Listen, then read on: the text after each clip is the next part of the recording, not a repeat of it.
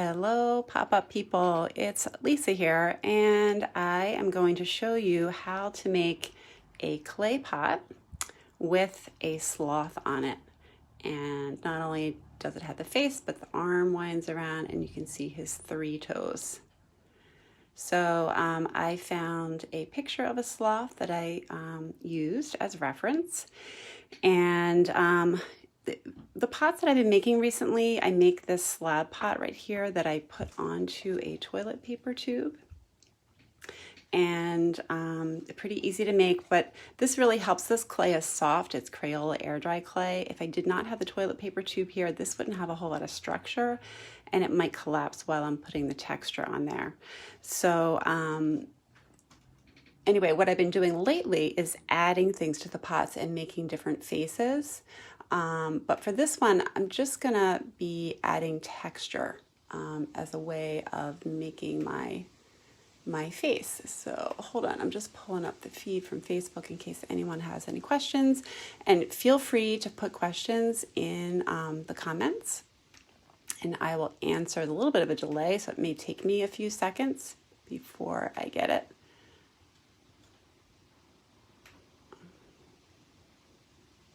So the clay that I'm using, again, is the Crayola air dry clay, really inexpensive. I think I got a big bucket of it for like $7. Unfortunately, it is very soft. So I actually made this cylinder almost 2 or 3 hours ago. So it's been sitting and drying this whole time. And a lot of what you do with clay has to do with timing. So if it's too damp, you need to wait. If it gets too dry, you need to somehow re-moisten it so it will work for you. So anyway, so we'll get started.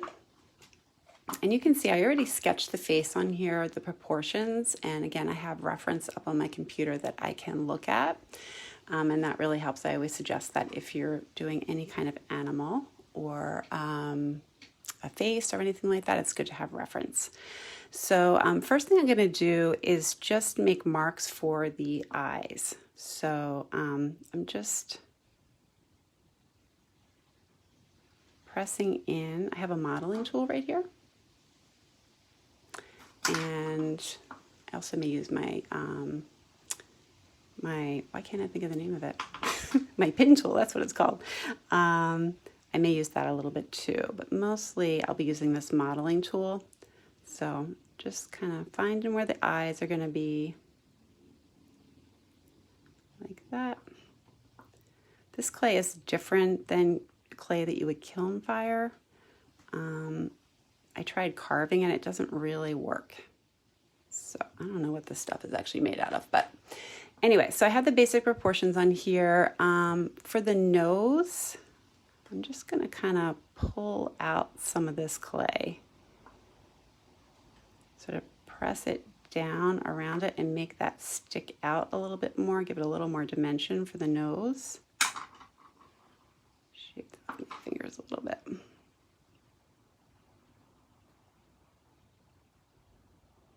Again, I'm not adding pieces of clay to this like I have done in the past. I'm using texture and using what I have right here. So kind of a challenge to myself to only do it a certain way. So we'll mess around with that a little bit more later on, but for now I have my nose and I know my mouth is going to go right here, and Sloth just cracked me up because they have like a big old smile on their face. They're just not stressed out about anything. They're moving slow. They're eating. They're having a good time. So, and then one other thing I did was here along the base of the face, I pressed this in a little bit more so that the face itself is sticking out more. And so it kind of looks like the neck is a little bit further behind. Okay, so I'm going to use this end of my tool and I'm just going to start making marks. And like I said, I'm looking at a reference photo of a sloth. So I'm looking at how the fur lies on their face and on top of their head. And generally it starts in the center and then moves out from there, kind of like a part in your hair. Of course, their entire face is furry, So we got to put texture everywhere. So to finish this pot, I use acrylic paint, and you can use craft paint. You can use the more artist quality in tubes, whatever you have laying around. I have found that tempera paint does not work that well. So I would definitely use some acrylic paint if you have it. So the sloth, I'm just gonna, he has, let's see here, like those darker markings around his eyes. But right now, I'm really just concerned with texture. So I'm not gonna worry about that so much. He kind of looks like a Yeti or maybe like a werewolf. But when you paint it and you put the markings on as they are in a real sloth, it really brings it to life. So it looks a little funny at first, don't worry, because when you paint it, you'll really be able to tell what it is you were making. My nose looks a little crooked. He's kind of like a little button nose, like a dog on the end of his nose there. Oops.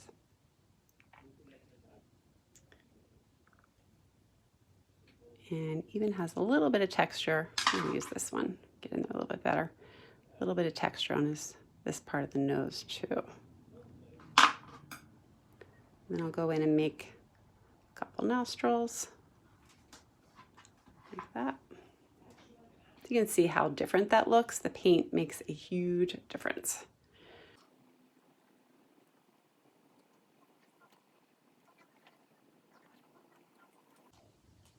And be sure to vary your mark making so you're not going in a straight line. It'll look more natural that way.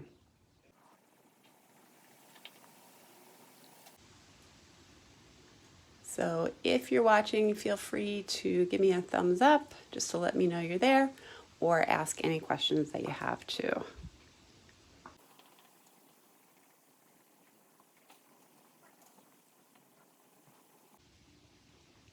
If you have not watched videos of baby sloths, you need to do that after you're done watching me because they are amazing and incredibly funny, and you just cannot believe how cute they are.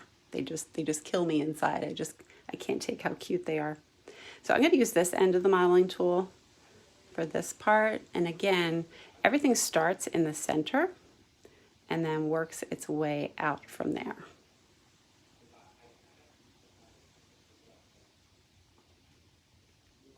And one thing I'm going to do before I go ahead here is I'm just going to indent this a little more to give it some more definition, so you can clearly tell the difference between his little hairstyle and his face.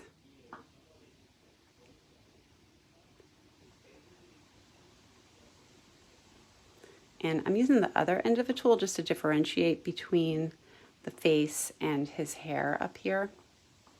It makes the mark look a little bit different.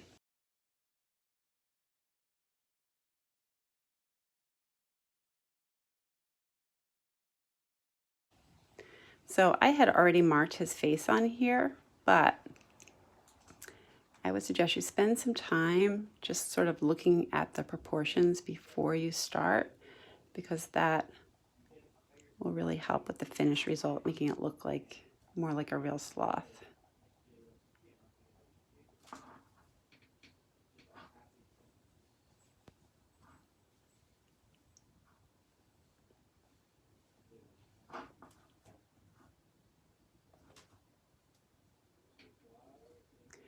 So these Facebook Lives are meant to be just sort of quick art tutorials.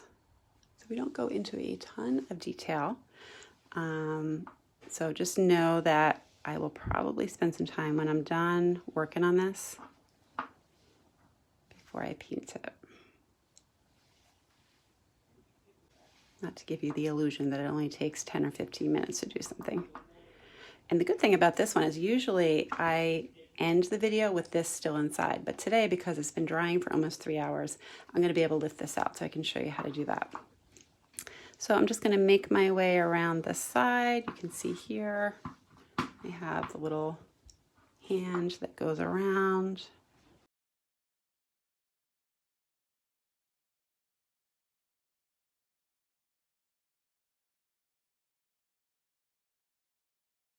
So let's see, for these little toes, what I did was use this end of my modeling tool and sort of made the separation. They curve slightly.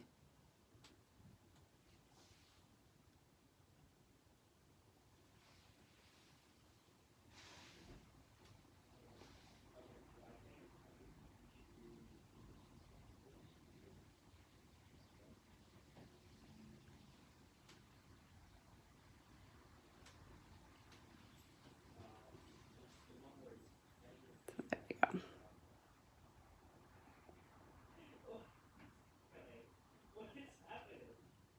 Just clean that up a little bit. So at this point I have the face pretty well done. I have the arms, so I'm just gonna clean up my pot a little bit, make it a little bit smoother, make sure everything looks the way I want it to look. It's really fun working with texture, especially in clay. And I just want to clean that up a little bit.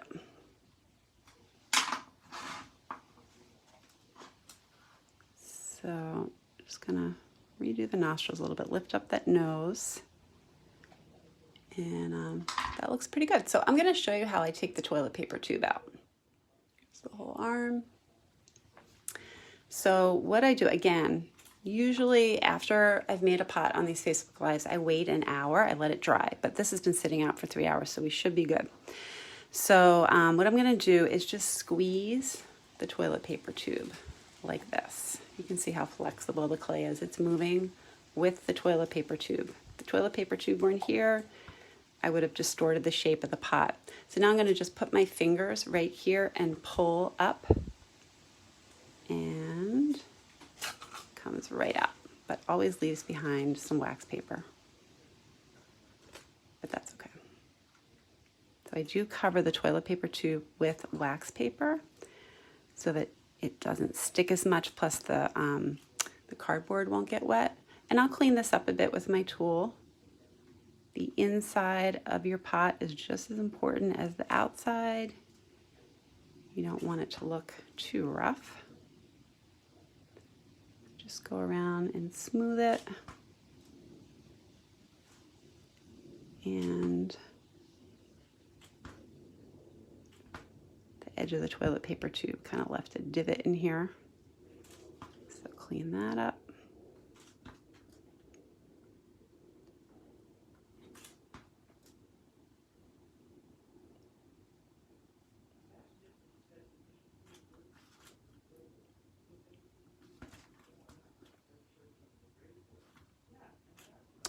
Okay, so now I'm going to clean up the edge.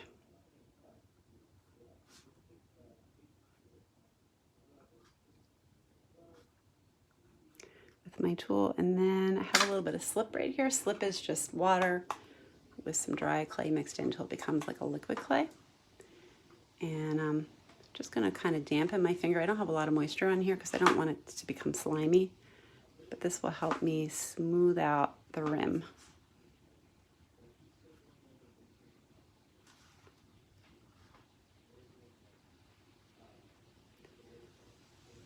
So, as you may know, Pop-Up Art School, we pop up in different places. One of those places is libraries, and we have a couple workshops this week, all virtual right now. And we also teach on Outschool, which is an online learning and teaching platform for kids 3 to 18. We have classes on there. If you go on Outschool and type in Pop-Up Art School, you'll find us there. And also there's a link in the Facebook group. You get a $20 credit if you sign up with the link for any class that you want to take on Outschool. And we're doing these Facebook Lives every week. So I usually do them on Wednesday, normally at 7, but we have a class tonight. And on Sunday at 7 p.m., Janelle does a drawing tutorial. So thanks a lot for watching. Hope you all have a great week. See you later. Bye.